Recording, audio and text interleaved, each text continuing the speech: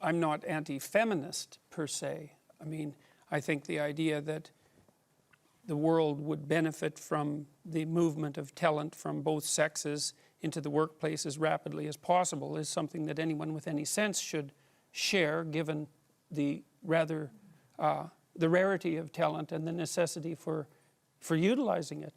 I do stand by my original statement, though, that there's a brand of more radical feminism that insists that our culture is best characterized as an oppressive patriarchy, and I think that, first of all, that's an appalling sociological doctrine, and I think it has very negative psychological effects. And they won't be limited to men, because if it's true that there's something toxic, let's say, about masculinity per se, what that will inevitably mean is that as women adopt more masculine roles, traditionally, what is that toxicity somehow going to go away? But that's a straw man, because no one says there's anything toxic about masculinity per se.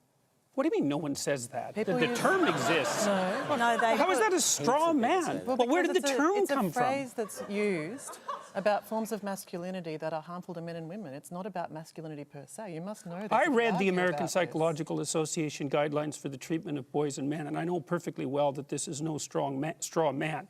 And it's not only devoted towards what you might describe as the more aggressive ends of masculine behavior. It's aimed at masculinity in a much broader range of, there's a much broader range of accusations that are under the surface than that.